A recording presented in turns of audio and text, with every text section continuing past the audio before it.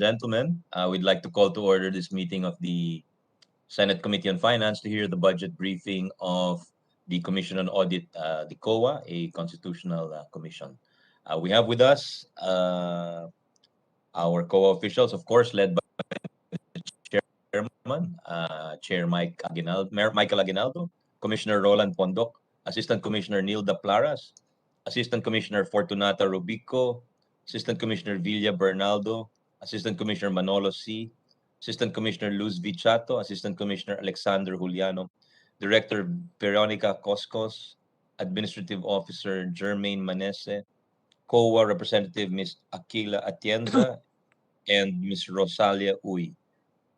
Those are the guests given to me by list. We'd like to welcome the chair and the COA family to this Senate hearing, and we'll give him the floor for the details of their 2022 budget. Morning, sir.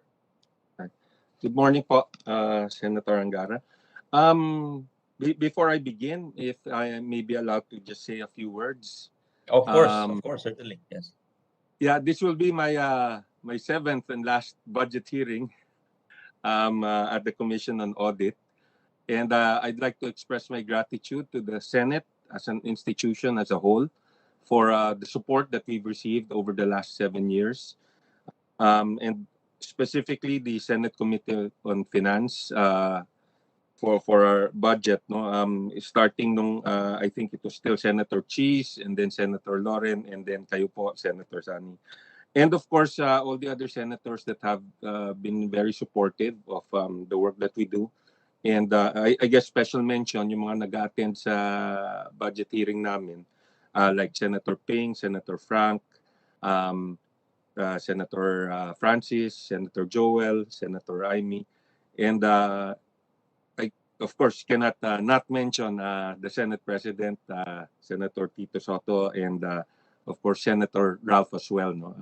As well with all the others. So maraming salamat po. You've never made our budget hearings difficult. It's always been quite smooth. So maraming salamat po. Now, yeah. Most welcome, welcome, sir. Most welcome. Thank you, sir. If I may present the proposed budget, we've, I think, furnished the members of the committee with a copy of this PowerPoint presentation. So as not to belabor some of the other portions of the report, if I may jump directly to the comparative data with respect to the 2022 budget proposal and the 2022 NEP. So if I may ask, we jump to slide 17, I think. Oh, okay, here too. Okay, this is a comparative matrix showing the budget that was submitted by DBM compared to the 2021 budget per GAA. As you can see on the screen, there's an increase in the personal services, an adjustment. There's a decrease, although quite slight, in the maintenance and other operating expenses. And then there's a slight increase in the capital outlay. The bulk of the capital outlay is the balance of the budget for the completion of the new COA office and parking building. This past year, there was 500 million in the budget. This is the balance for completion. Just for information of the committee, the DPWH, which is handling the construction of the building, is already at their pre-bid conference, and I think they will be bidding it out in a month or so. If we move to the next slide, this is how the NEP, or the budget as submitted by the DBM, compares with our proposal. First, on personal services, there's a slight increase. This is common because the actual computation of salary adjustments is done at the DBM, and normally there is an adjustment that they have to make, even though our proposal is based on earlier DBM submissions. On the MOE, there's a decrease of about 70 million. What was cut were proposals for increase in local travel. I guess the assumption was that in 2022, there will be more local travel than there had been in 2021 and 2020. And operational costs for completed provincial satellite auditing offices. These provincial satellite auditing offices, which I'll mention briefly later, are the offices that we put up in each province, as the, you might say, the home of the COA auditors in that particular province. Now, because some of these auditors are now stationed at the Provincial Satellite Auditing Office, they no longer charge the local governments and other government offices for cost of equipment, facilities, and the like.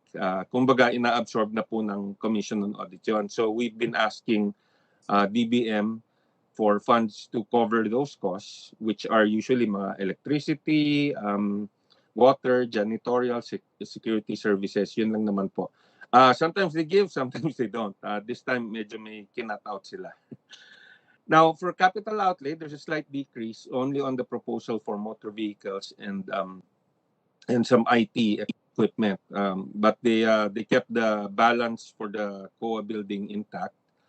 We have written a letter to the committee asking for additional budgetary support, primarily on the MOE, since that's on operating expenses, and possibly, if the budget is flexible enough, maybe an additional capital outlay for additional provincial satellite auditing offices. And perhaps to give the committee an idea, if we move to the next slide, I think, is on the provincial satellite auditing offices.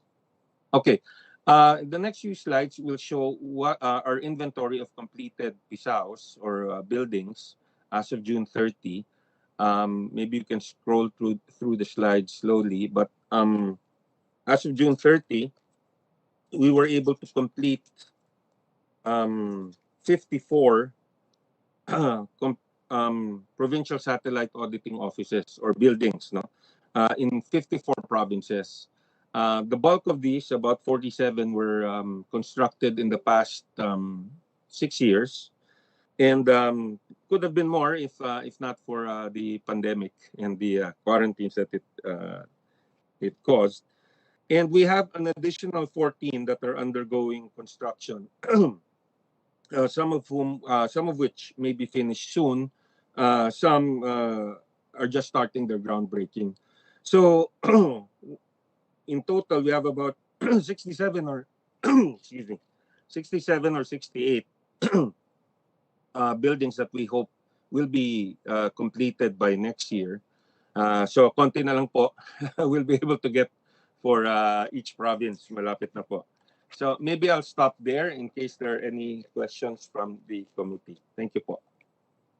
Well, again, we thank you, Chair Mike, for your very gracious remarks towards the committee and the members of the committee and the chair. And as I think more than ever, we'll be just as supportive, if not more, because it's your last year. And we've seen how the commission has worked under you. You've set a good example, and no controversies for the commission, and that's a nice legacy that you've set out. That you've given a home to the provincial COAs, no? So, well done, sir. And Thank you po. again, well, I wish there were more members on your last year, but that's something out of our power.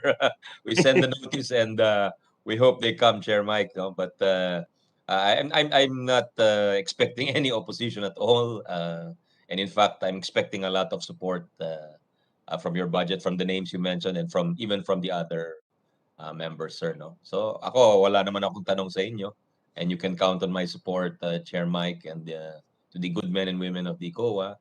So yes, we'll just, of course, as before, we'll endeavor to enable you fiscally. No, it's very deserving. I think you play an important role in our scheme of governance. So no questions on the part of the chair. Since there are no members, I have no. I will just terminate, and this is probably the shortest budget hearing, budget meeting of this 2022 budget. No, so thank you again, Chair Mike, and we'll endorse your budget without prejudice to any possible increases to the plenary. Chair Mike, thank you, and all the best again to all of the COA family. Salamat, Chairman. Maraming salamat po, Senator Angara. Thank you so much. All right. Maraming salamat Thank po. you. Thank you. See you.